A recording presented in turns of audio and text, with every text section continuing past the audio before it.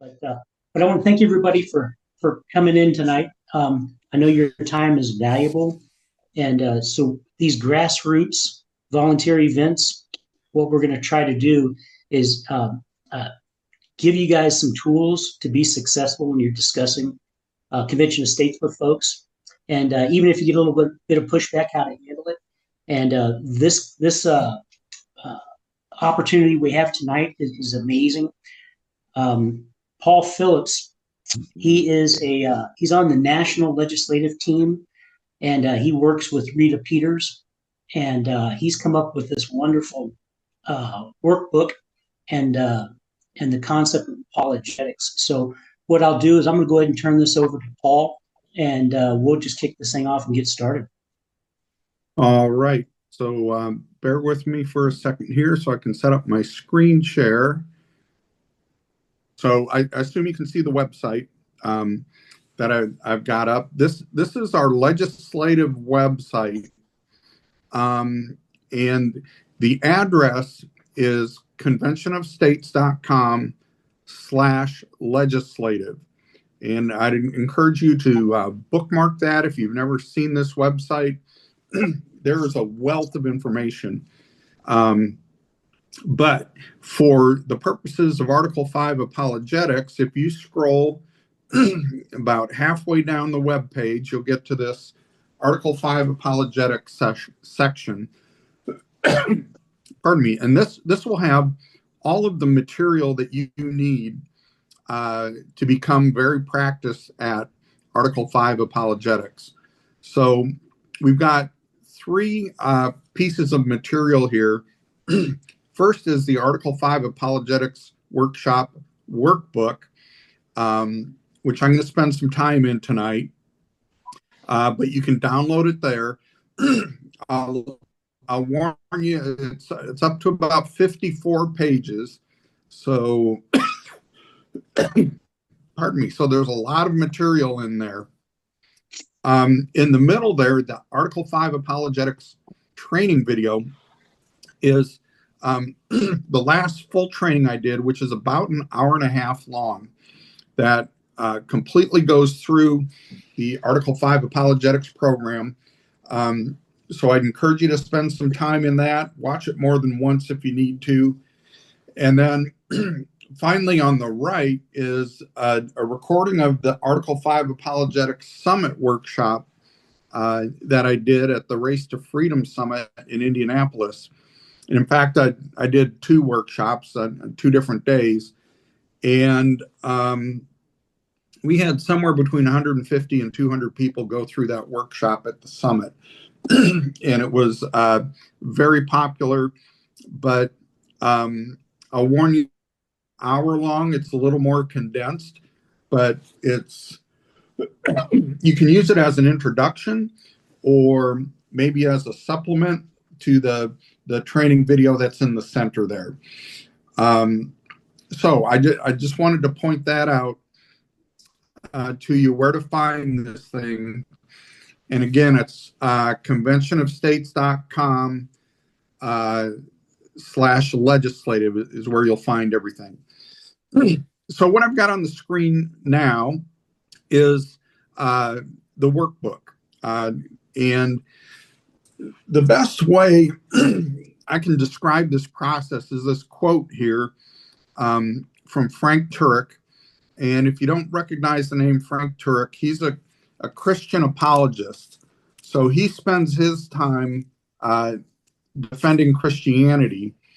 And it's on his work that kind of inspired me, or that this is based on.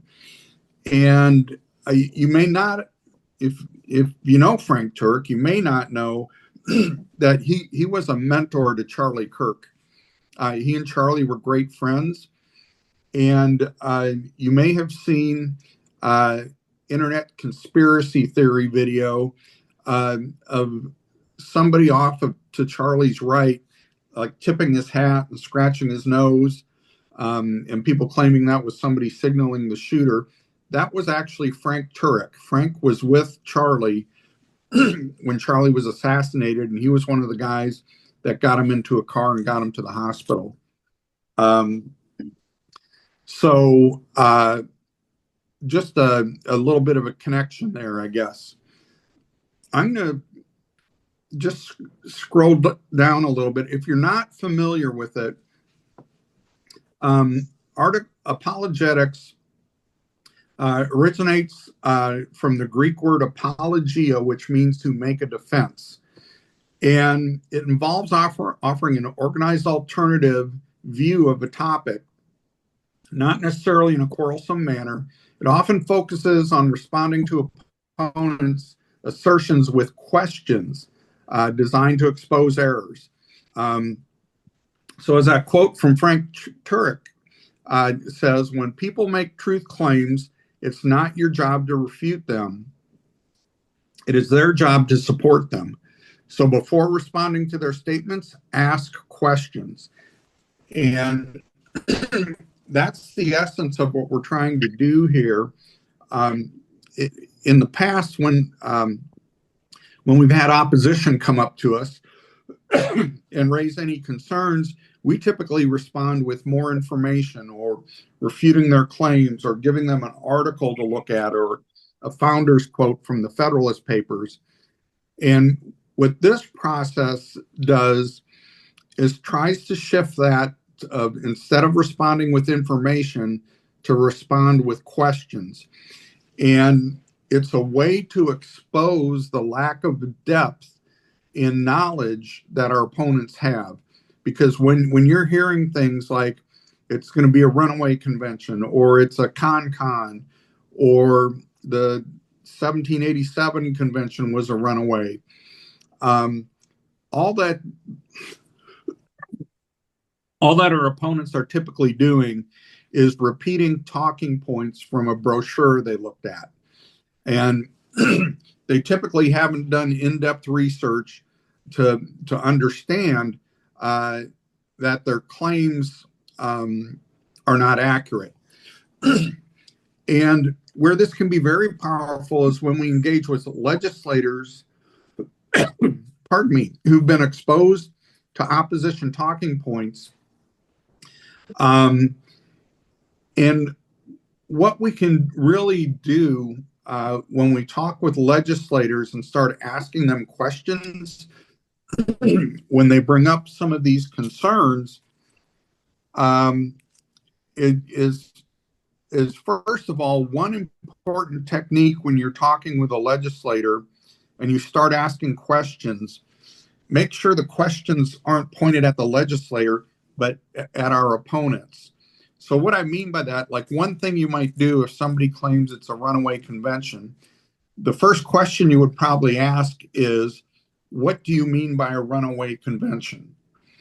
And when you're talking to a legislator, instead of saying, what do you mean by a runaway convention, you should say, what do you think our opponents mean by a runaway convention? So it kind of takes the focus off the legislator and back on our opponents. But as you use this method with legislators and asking questions, one thing you're actually doing is training the legislator on how to respond to our opponents.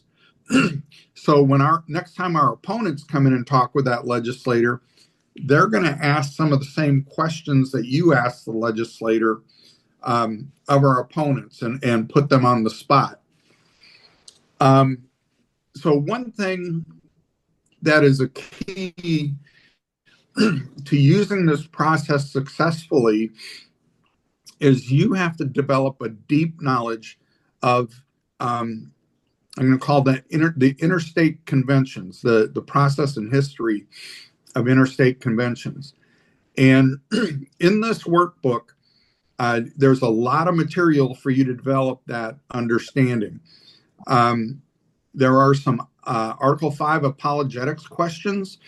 So I've taken the main opposition points that we get mostly from JBS, and for each one of those, created a list of questions that you could ask. Now, you don't have to ask all of the questions. You don't have to do them in order, but it's a really good starting point for exposing the weakness of the opposition points. Also in here is an Article 5 Apologetics Toolkit, is what I call it. And it's basically some charts or information that you can print off and review with a legislator or an opponent when they bring up an objection. And they're great things to leave behind when you meet with a legislator.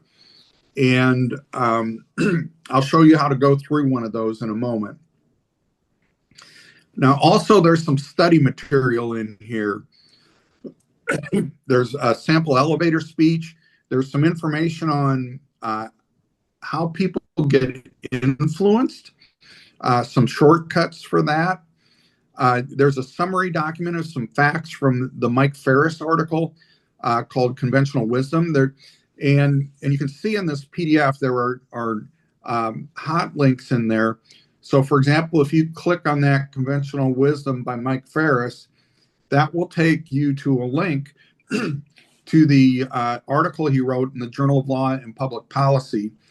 The same thing, Rob Nadelson's book, Law of Article 5, or a copy of the Articles in Confederation. And we have some Federalist papers in this workbook as well that you can study. So let me summarize the apologetic process. And what I've got on this page is the best summary of what we're encouraging you to do.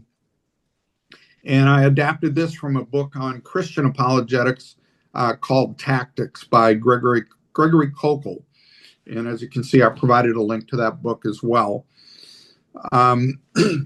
So the apologetic process really uses questions, and there are three general types of questions you're going to ask. The first thing will be information gathering questions, and that is asking for definitions or information. So when somebody throws something out like runaway convention, one of the first things you should do is say, what do you mean by runaway convention? Make them explain that.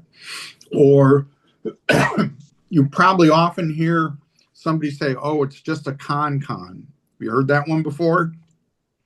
Well, the first thing you should do is say, what do you mean by a con? Or tell me more about a con. The second kind of questions you can ask are designed to expose their reasoning or lack of reasoning when you're asking, like, how did you come to that conclusion? Or why do you believe that blank is true? And then the third kind of question you can ask is actually a way of making a point in the form of a question. So you're keeping them on their heels that they need to answer you. So, for example, if somebody was telling me that the 1787 convention was a runaway because the Confederation Congress called it and said they could only amend the Articles of Confederation, I would say something like, have you considered that the Confederation Congress was never given the power to call a convention? So I'd put it in the form of a question instead of just saying, well, the Confederation Congress didn't have the power to call a convention. So when I get to my examples, you'll see how some of this plays out. Now, inevitably, what's going to happen when you're talking to an opponent or a legislator, they're going to use some tactics to throw you off. They're going to do things like interrupt you. They might resort to some name calling or try to change the subject, those kind of things. And when that happens, the best strategy to use is something we call narrating the conversation. So you step out of the conversation that you're having, like you're looking over the top of it, and you tell them what's happening. So you might say, hey, do you notice that you keep interrupting me? Would you agree to show me the respect of letting me finish my point before responding, and I will show you the same? Or if somebody tries to change the subject, you can say, did you notice that you changed the subject instead of answering my question? I would be happy to discuss whatever this new topic is, but can we first finish the current topic? And when you're doing things like that, that'll help naturally get you back on track and shut down some of those tactics when they use them. So I'm going to skip past some of this material, because you will get it from watching the video, excuse me, of the hour and a half long training. So I want to give you an example here. This is something that's in the toolkit. And this is a list of all of the resolutions passed by each state and the Confederation Congress that are related to the 1787 Constitutional Convention. And you can see we have some stuff highlighted here in the middle. We're highlighting the Confederation Congress resolution, which is the one that most people will falsely claim is the call for that convention. And then I also highlight the New York and Massachusetts resolutions, which told their delegation they needed to revise the articles or amend them. So if somebody claims the 1787 convention was a runaway because Congress restricted it to the sole and express purpose of revising the Articles of Confederation, you can pull this out and start asking some questions. I already gave you one. Have you considered that the Confederation Congress was never given the authority to call an interstate convention? So how could that be the call if they didn't have the power to call it? You can also point out that there are 6 states that selected and instructed their commissioners to the convention, giving them even the date and place to meet before Congress passed their resolution. So a good question is, how did those states know when and where to meet if the Confederation resolution was the call for the convention, and that came after 6 states had already selected their delegation? So that's what these things in the toolkit are for, is to be able to put something in front of a legislator and ask those kind of questions, and give them a tool then that they can use next time an opponent comes in. And I'll tell you, by the way, the claim is that the New York and Massachusetts delegations overstepped their authority because they were limited to amending or revising the Articles of Confederation. But you'll find in some of the notes in the workbook on the Mike Ferris article is that the New York Senate took up a resolution that claimed that their delegation overstepped their authority, and that resolution was defeated in the New York Senate. And then in Massachusetts, at the ratifying convention, the same kind of resolution was put forward that their delegation overstepped their instructions, and that was also defeated. So you've got a lot of evidence that people at the time didn't think that the Constitutional Convention overstepped its instructions. I've also got a list here of the historical conventions, going all the way back to 1677. And the last one was held in 2017, actually, in Phoenix. And this shows you that all of those conventions were one state and one vote, and none of those overstepped their authority. So when somebody says, hey, a convention could run away, you can point out we've done this 42 times and none of them were runaways. And then you'll see links at the bottom of the page if you want to go to the source material that I used to build that table. I've also got a table here of responses to the recommendation from the 1787 convention. And this is what Congress did, and then each of the states with this proposed constitution. So if you remember, Constitution Day is September 17th, right? That was the last day of the 1787 convention. And if you look at that top line there, the Confederation, and then the Constitution was sent to Congress and the states. So the Confederation Congress received the Constitution sometime after September 17th, but by September 28th, 11 days later, they had read through the Constitution and approved it. So if there was a problem with it or somebody thought they overstepped their authority, why did it get approved so quickly? It just took 11 days, and that was including weekends. And then you can see each of the states very quickly organized ratifying conventions. And then by June 21st of 1788, the new Constitution was ratified. So there was a matter of about 9 months that the states held their ratifying conventions and put the new Constitution into effect. So they very quickly ratified it. If they had any problems with it or thought it overstepped its bounds, I don't believe they would have ratified so quickly. So there's some evidence you can use with that. I also have a list of amendments to the Constitution just as a refresher. But where I would use this is when somebody says, well, why should we amend the Constitution? We don't follow it anyway. Well, you could give them this list and say, can you point to an amendment that we don't follow today? And they won't be able to do that. They won't be able to pick one out, even off of a list right in front of them to refute that claim that we don't follow amendments today.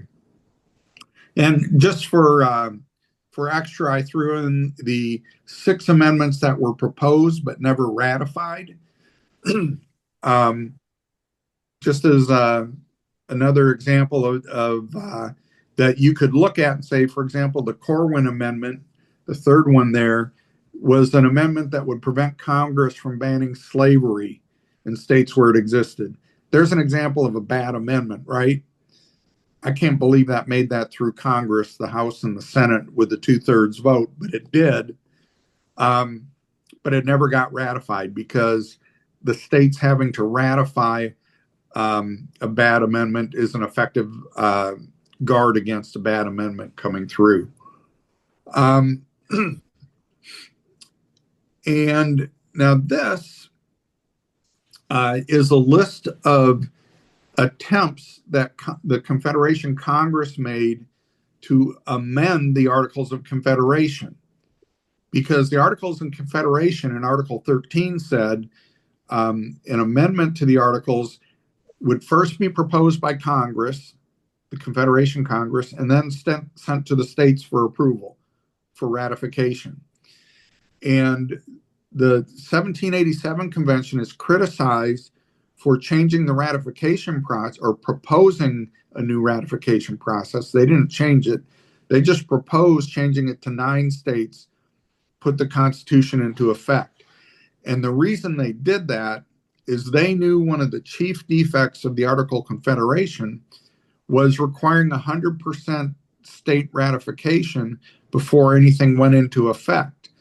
And you can see here, every one of the proposed amendments that were made to the Articles of Confederation weren't approved because they couldn't get 100% of the states to agree to them. And that's why we ended up working with an interstate convention to propose a new constitution, because it was impossible to change the Articles of Confederation as it was outlined in Article 13. So there's a good response to, hey, they changed the ratification process. When in actuality, the 1787 convention only proposed a change. It was the Confederation Congress and the states which agreed to change it. They're the ones that had the power to change the ratifying process.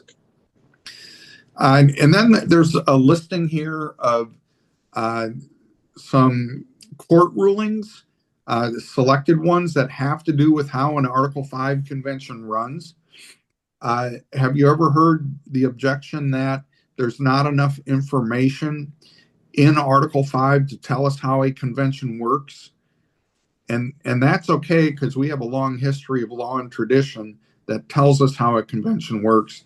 This is a selected list, but if you click on the link at the bottom of the page, it will take you to, I think it's a 6-page list of court cases around how an Article 5 convention works.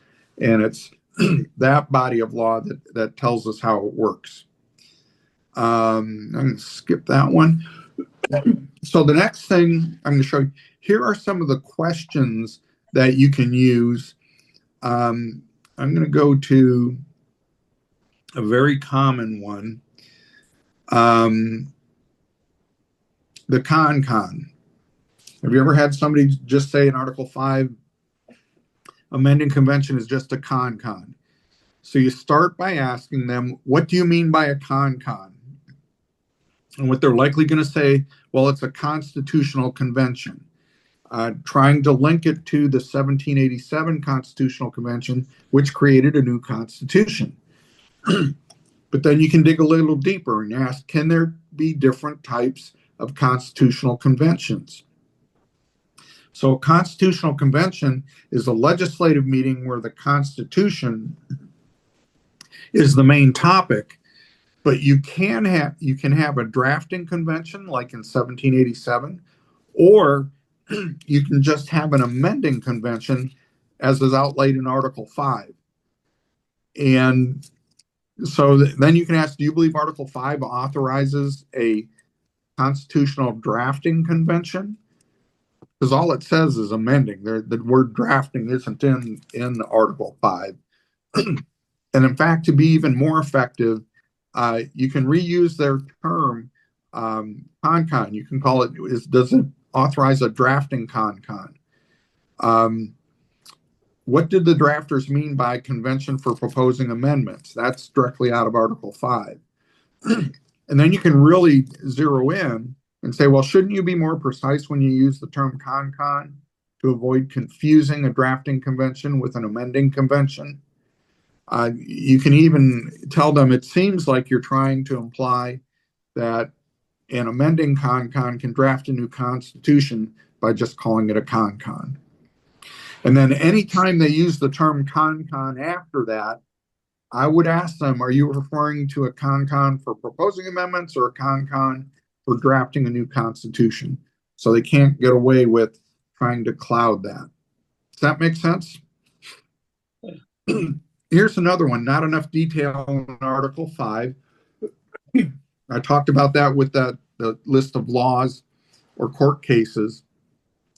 And you can start asking some questions that way. You can ask, number 2, what kind of experience did the drafters of the Constitution have with conventions of states?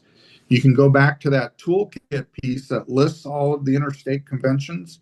And out of the 42 conventions, 30 of them were prior to the 1787 convention. So the founders had a lot of experience with conventions, and they knew exactly how to operate them and what the rules would be and how to select delegates and so on. And this you can go by analogy. In fact, this is one of Rita Peters' favorite pieces in here. Number 7, I can say, imagine you were out running errands and your spouse sent you a text that said, get milk. And you can ask them, what kind of milk would you get? They might say, well, I get whole milk. How much would you get? Would you get a quart, a gallon, half a gallon? Well, I'd get a gallon. So how did you know the type and amount of milk to get when that's not in the message that says get milk? And the answer is because you've done it before a lot of times and you didn't need that information. And it's the same thing with organizing an interstate convention. We've done it so many times that we know how to do it. It has a rich history in law and tradition is kind of the way I'd say it. So I've got, some other things in here that you can look at these these questions and kind of practice them. And the thing that I encourage everybody to do is to role play some of these questions. So in maybe a team meeting or something, have somebody be a convention of states person, somebody else be the opposition, and then maybe have a third person as an observer. And you need to practice this, practice asking the questions. And that's the way to get good at this. Because, when I say ask questions, that sounds pretty simple. It's a simple thing to do, but it's not easy, because when you do these role plays, you'll find how quickly you'll fall back to dumping information on the opponent instead of staying on task of only asking questions. And it's the deep knowledge that you have to develop, which is going to help you know what questions to ask and what order to ask them to get your point across. Now, because of feedback I got from grassroots,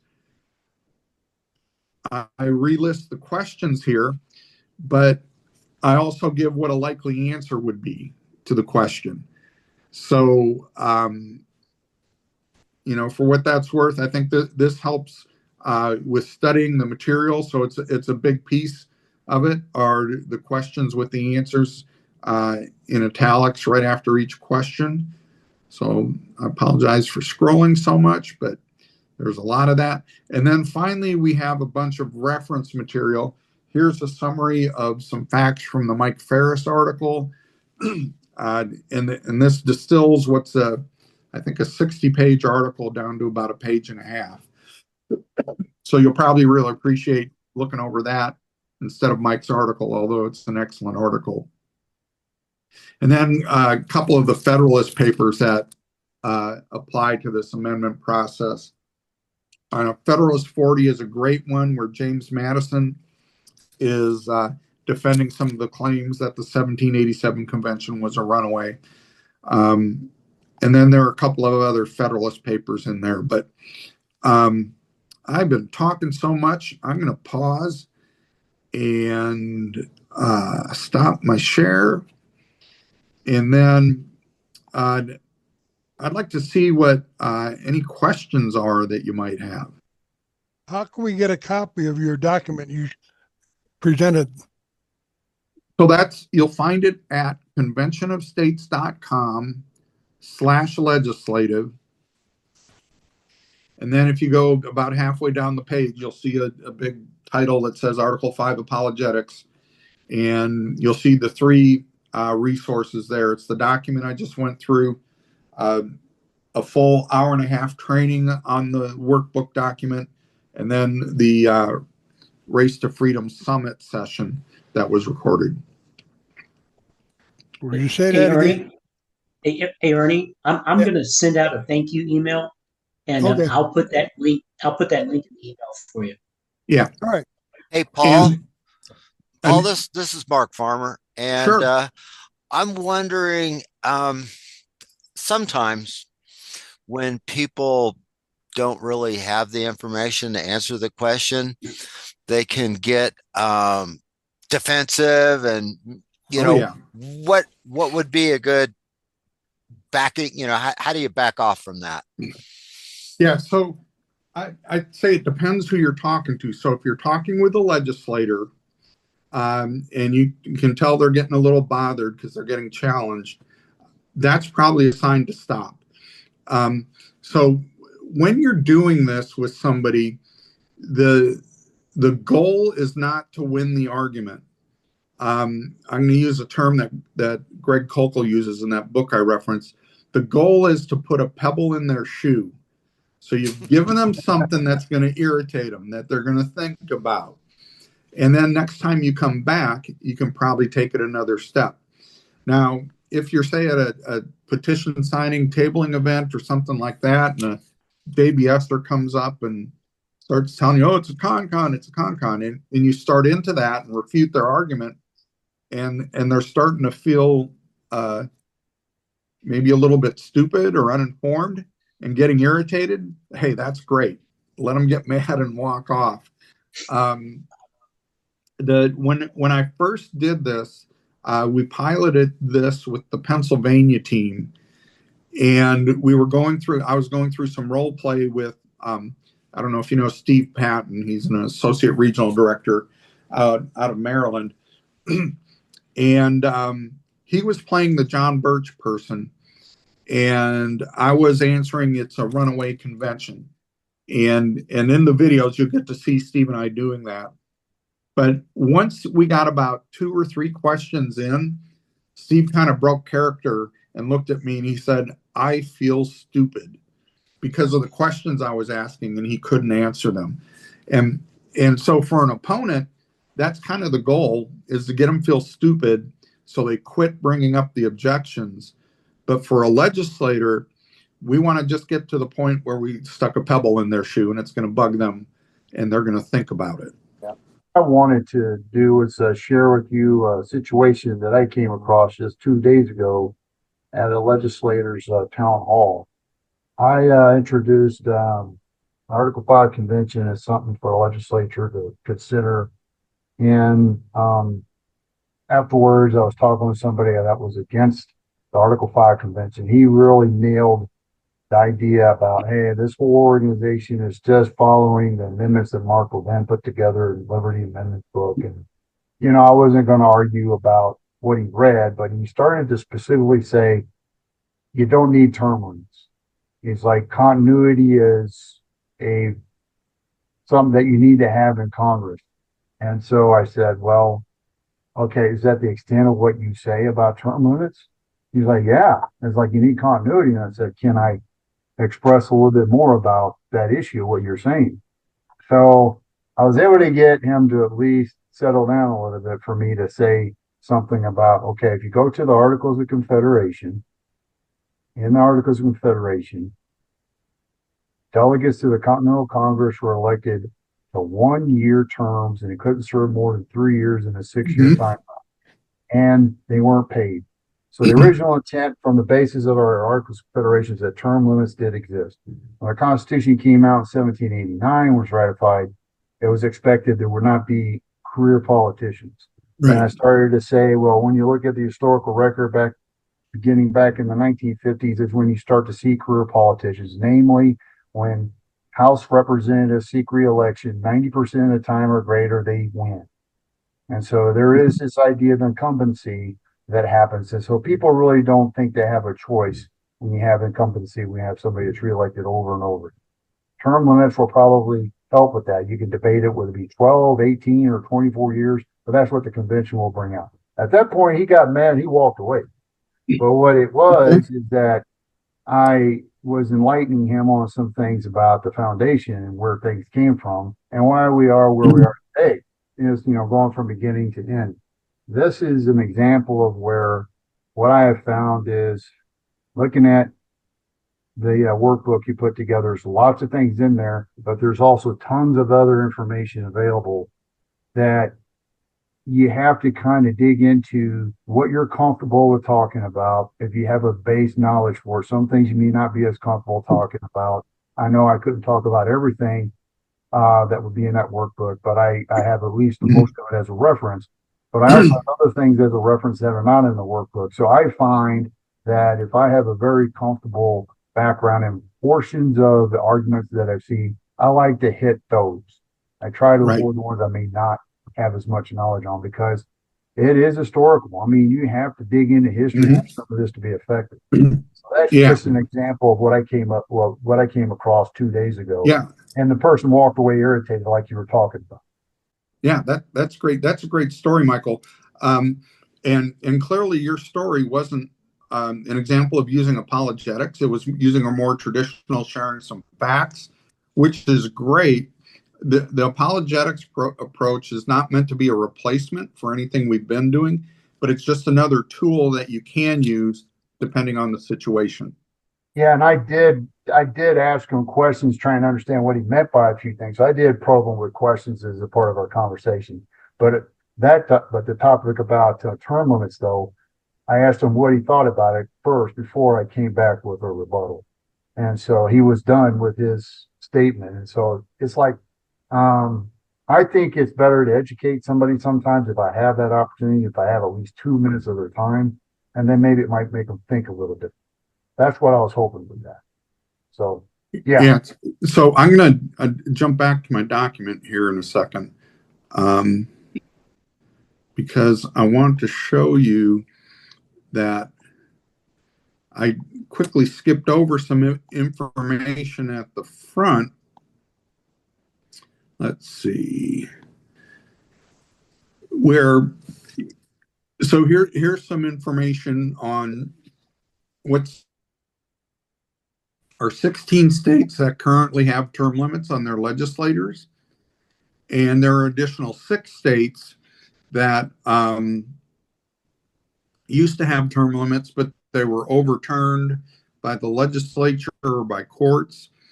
But, if you do the math there's 22 states that have experience with term limits.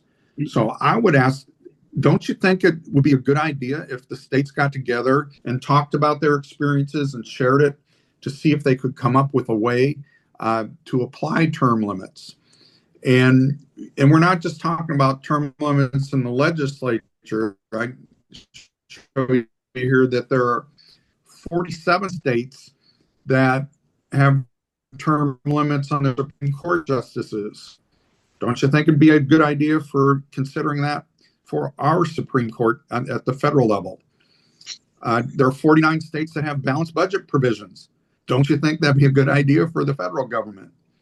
There are 45 states that require single subject bills. So if you have a bill, it's limited to one topic, and you can't do these 2,000-page bills that have so much stuff in it and nobody reads. So that's some of the other stuff I had in there. And as far as legislative term limits, the median tenure of a federal legislator is 8 years. That's not so bad, is it? The real problem are these guys like Chuck Grassley who've been there 50 years. This is the top 25 longest serving legislators. And remember, by the time we get to the end of this legislative session in January of 2027, each of these people are going to have another 2 years on how long they've served. So I just wanted to point out there's some other material. Yeah, there's tons of materials out there that especially on this term limits deal. Congressional Research Services, CRS, has an article they publish every 2 years that talks about tenure for congressional, for congressmen. And it lays out there some really good graphics on the historical tenure they've had over the course from 1789 to present. And you can really go in there. They tell you all the details of what has become career politicians. They don't say career politicians in the report, but I've used that report and used some of the graphics that I've showed to some people in some of the presentations I've given. And you can, a chart, a graph, like what I've found speaks like 1,000 words, like chart speaks 1,000 words. And there's so much other information out there. I could send you a copy of a case paper that I call for term limits for members of Congress, and it has in there those charts I'm talking about. If you ever want to see something like that, I got tons of stuff. Sure. I see a hand up here. Is that? I'm got to squint to read this. My screen's so small. Wayne? Yeah, Paul, I think you're, what I'm looking at is the 42, and I have it right in front of me right now, the 42 page, and your questions, Paul, are absolutely excellent. Praise God that you're doing what you're doing. Thank you. Oh, I appreciate it. I just put my email in the chat. The current document on the website does have a revision date. It's the second version. So if changes are made in the future, I'll be sure to update that date. But thanks for that feedback. First, everyone, don't get overwhelmed with this material. Okay. Take it in bite-sized pieces. There's a lot of stuff here, and you can quickly become overwhelmed. And that's not our intention. our intent is to, offer the material, and you guys consume it when and as you can. Okay. The other thing is that we also need to become students of human nature. Okay. One of the concepts, people want to be heard, right? So sometimes, like Michael got that guy that just went off on him on a term limit conversation. Sometimes you just take a step back and let them talk, okay? And then you can ask the excellent questions that Paul is bringing to the table, okay? But don't be combative with them. Just sit back, listen to them, word vomit for a little bit, and then once they're done, then we can then we've got that knowledge, that information, that perspective that they're coming from. Because one thing that I've learned on my quest to do the convention state stuff is, in our state, we're dealing with a lot of Democrats. Okay. And the first thing they want to do is emote about the problem. Okay. They have to feel everything. You can't sit and give them a logical conversation, because that's not where their headspace is.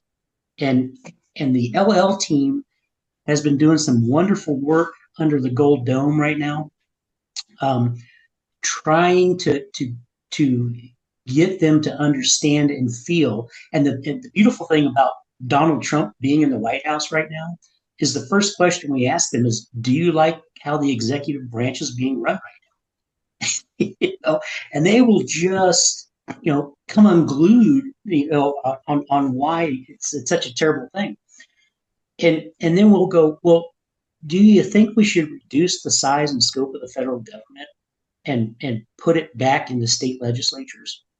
And it's like they have this epiphany, right? So I just wanted to caution everybody. This is a marathon. This is not a sprint. These tools, if you take your time with them, get to understand them, they're amazingly useful. And we've got 5 more minutes here. I wanted to ask, first of all, if anybody's got any comments about the value of these grassroots events. We're wanting them to turn more educational. We want to provide value to y'all. Your time is valuable. We want to make sure you get valuable information out of it. But the next step 1, as Paul described, we have to become knowledgeable. Step 2, we have to practice, right? So would you guys like one of these events maybe next month where we have a grassroots event where we do some role playing? We'll spend the month doing some learning on our own, and then we come back and practice a little bit. What are your all's thoughts about that? Well, I think one of the training videos that Paul Phillips put together does the role play. Is that right? I think Yes. I think that's a source that we can all look to first, and then if we want to do an extended version of that on our own, I think that would be another way to do it. So, I mean, because everybody can go to the training video on their own time, and that makes it easier, because then you can say, okay, I'm ready to do it now. And then when we want to build on that, then we can have maybe a group role play. That might be one way to start it off. Okay. John, you're itching to say something. Could you tell? I revealed myself. Good catch there, Frank. Hi, everybody. It's good to see all of you on this tonight. I really like Frank's suggestion, and many of you were involved in this in February into March of 24. Remember when we held all of those Zoom training sessions for all the folks who were getting ready to give testimony for our, we ended up in April giving testimony on the COS resolution, and more than half those people had never done it before. And the approach we took, which was very successful, was exactly what's being suggested. Hey, read, watch some videos, but you don't really get it until you're in a group of your peers on that Zoom call and you're actually doing it, giving the testimony. Only this time it's a role play. and I strongly recommend that approach. I thought that was probably the most successful thing we did in 2024. We were managing a lot of people, but we had 30 people show up and give great testimony to that committee. So, and we had some fun with it at the same time. Yeah, I participated in that, what John just talked about, and it was very, very interesting. Carla, do you have something to? Yeah, I just wanted to mention that I've participated in a couple of the role-playing sessions, and they've been very helpful, but I flunked. So I've got a long way to go yet. Wayne only gave me a 70%. Carla, you are That's correct. I flunked too. I just So need to keep practicing. Yep, and that's exactly what it is. Everybody needs to practice. I'll send out a thank you email with some of the information that Paul had, links to the material, that type of thing, to make it easy on you. And then also, if you have some thoughts that you'd rather write down and share, just kick me an email, right? And let me know kind of your thoughts on it. All right. But I want to thank everybody for participating. Art, you got something? I just wanted to encourage everybody here. Invite somebody to come to this. Let's, if we all can bring one other person or 2, 3, if we could just bring one, it's going to help us all to advance convention of states in Colorado. I just want to say that practice is a really good point. I know on December 15th, I'm going to be giving a presentation for AMAC here in Colorado. They invited me to speak at one of their monthly meetings. On January 22nd, I will be speaking in person with the El Paso County GOP team out here, where Ken Davis, who's also associated with the Patriot Academy, is president of the local chapter, or the chair of the local chapter.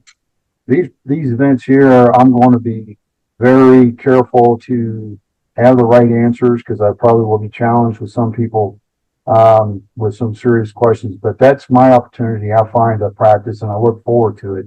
But also preparing presentation material for that as well. It's like teaching it makes you better at it. So those are just some examples where I'm looking forward to doing it. Great. Yep, absolutely. Yeah. Well, all right, folks. Well, it's 8:00. I just want to thank Paul for doing this for us. We absolutely appreciate it, and it's going to make the Colorado team better. Okay. Y'all have a nice evening. Thank you very much. Thank you, Paul. Thanks, Frank. Thanks, Paul. Good night, everyone.